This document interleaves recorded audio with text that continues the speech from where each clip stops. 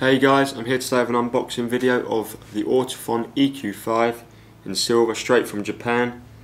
These have a pretty unused technology in them, and that's a single driver, but instead of just being a normal balanced armature driver, it's what's known as a moving armature driver. Now, to what I know, there's only 4 earphones that use these, and the Ortofon EQ-5 of course. Another Ortofon, which is the EQ-7, which sits above these slightly in their range but actually uses the same driver, and the Grado GR8, which I have here, and also the Grado that sits above the GR8s, the GR10s. So all 4 of them use a moving armature driver. I'd quickly like to thank Totally Dubbed for sending me these to loan. Haven't had too many hours on them yet, so I'm not going to comment on how they sound really, but they are quite nice. They do have a lot of the features that most balanced armature earphones have. Great instrument separation, very fast, great highs and mids, not too quantifiable but still impacting bass. Like, obviously that's just me doing it quickly, just saying a few features, but I won't go too deep into how they compare to others or how they really sound. But yeah, thanks for sending me these dubbed. Check out his channel on YouTube and his website. Some great stuff you'll find on there about earphones and Samsung Galaxies and stuff like that.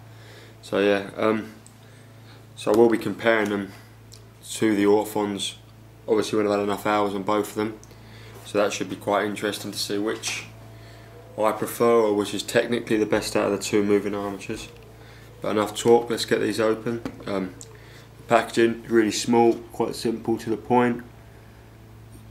Tells you it's got comply tips with them. Tells me I've got the silver one. Then we've got the specifications on the back.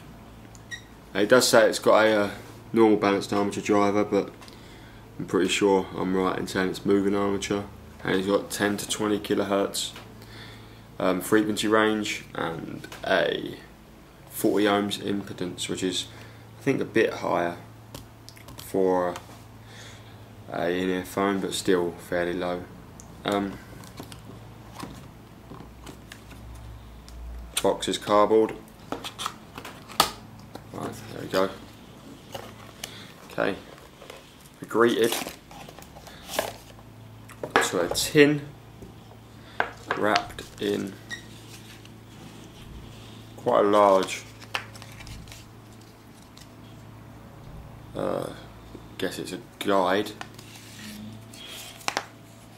but oh no, is it English on the front? Oh sweet, it's English on the front and Japanese on the back, so I can read it. So that's a user guide. And then we have this pretty snazzy little Ortofon tin, which I'm guessing backs up as a carry case. As a carry case, you can fit in your pocket, and it's obviously solid being aluminium, but I don't know, it's probably not ideal, but it's something I guess. Alright, it's presented quite nicely as you open it up. You've got the 2 earphones there. So you take these out. So we've got the housings real nicely protected. So that's the earphones. We also have some small tips, some large tips, I guess medium tips would be on, and a pair of comply foam tips. That's nice. And lastly, we have spare filters and a filter removal tool. So I guess if you get too much earwax clogged up in the nozzle of these or anything like that, just quickly take out the filters in there, and you can replace them with another pair, cleaner pair, so the sound will be restored to its great self. This is also a feature the Grados have. So also, if you are using this as a carry case, you can see it's got like a layer of foam protecting inside the tin, so it shouldn't be too bad a way of carrying them around the place. So let's get the housings out of the foam protector. Oh, look at them. Okay. And then lastly, unravel cable winder. There we go.